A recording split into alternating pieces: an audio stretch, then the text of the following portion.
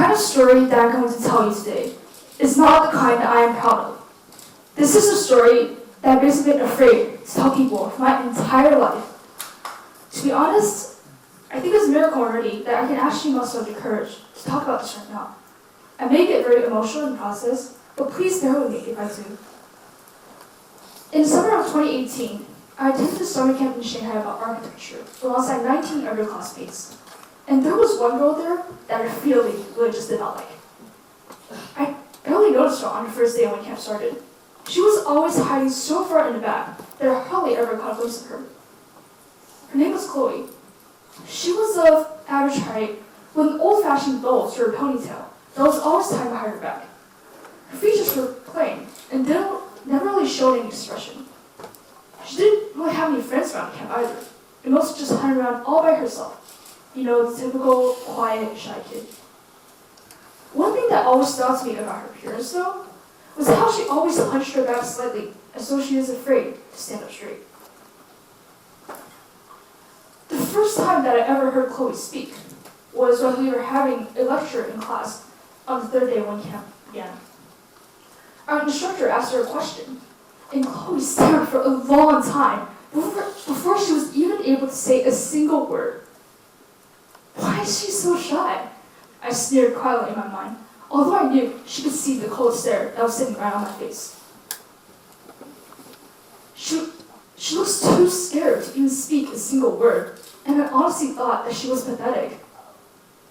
I raised my hand high into the air, and the instructor called me. I answered the question correctly with a clear voice, and the instructor commended me for my effort. I took a quick glimpse back at Chloe, who just lowered her already bent head a little bit more, her expression barely changing. Throughout the following week, my dislike for Chloe only grew stronger. I would ignore her presence completely in the building, and I felt annoyed to even see her appear within my sight. Yet even in the midst of my contempt, I was confused by my negative feelings for her too. Why is it that I just couldn't stand her? I barely even know her. But one day, during the second week, I finally understood why I did not like her. Our new project for the camp was to make models out of foam and cardboard from buildings we designed previously.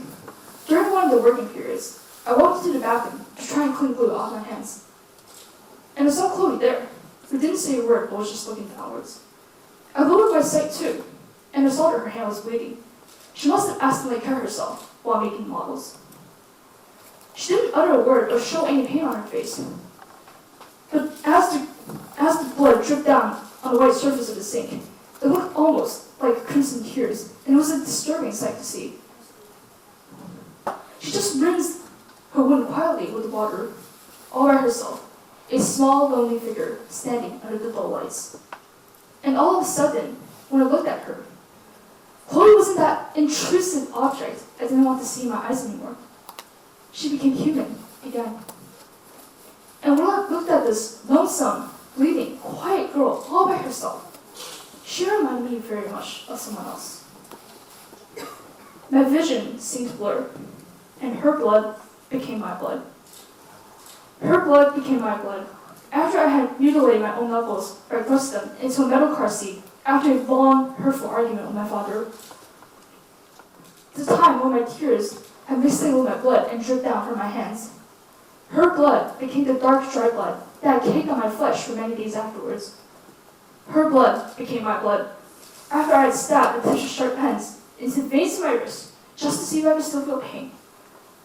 Her blood was seen, a vibrant red color that sprayed out the blood vessels of the 14-year-old me. The blood that had bursted with helplessness, fear, and isolation. I finally realized why I disliked Chloe so much. I didn't hate her.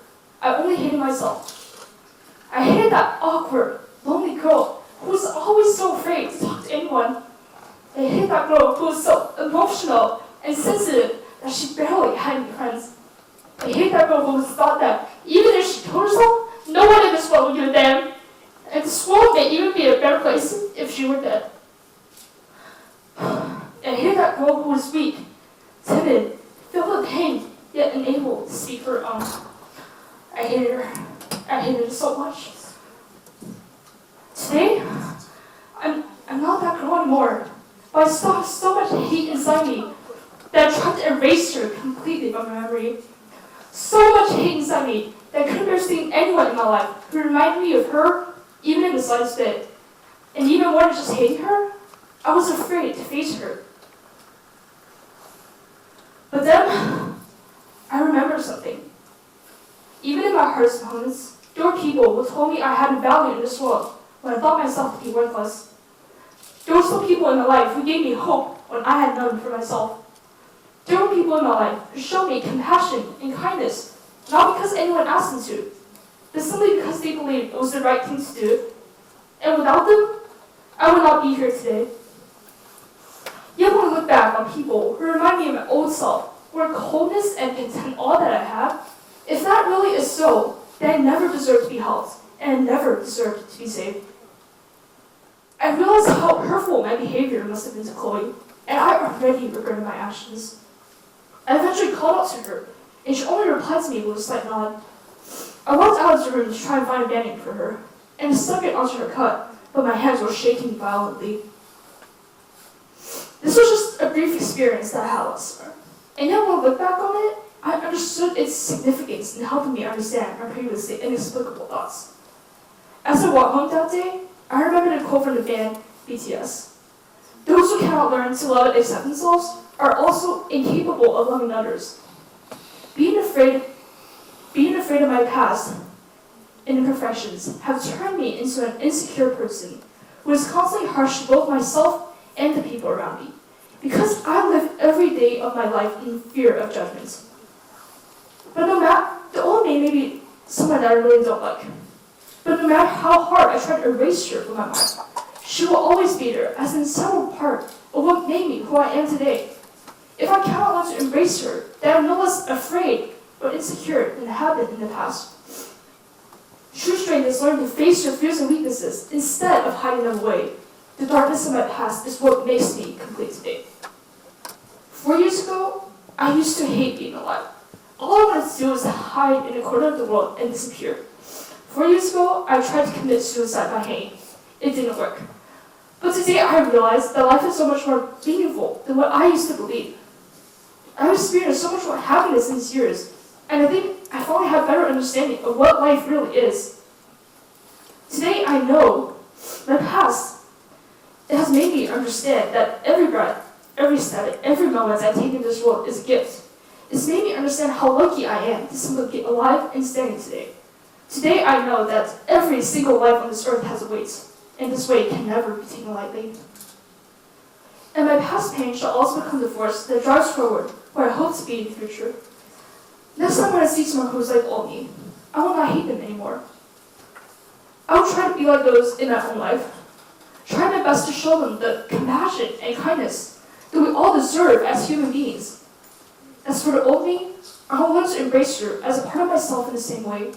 She will no longer be someone that I wish to throw away, but instead she will be a reminder for me to never forget my past. I'm sure that, as human beings, everyone has moments where they are overly critical of themselves. When you look into the mirror and feel like you are not perfect, feel like you are never good enough, just remember that the cruelest judgments we face often come from our own insecurities. We are often afraid of not being accepted by others around us because of our flaws and past mistakes. But I can tell you from my own experience that the hardest step is actually for you to forgive yourself and learn to accept yourself. For those who are listening, in whatever shape or form, I also urge you to do even just the smallest acts of kindness for others in your life.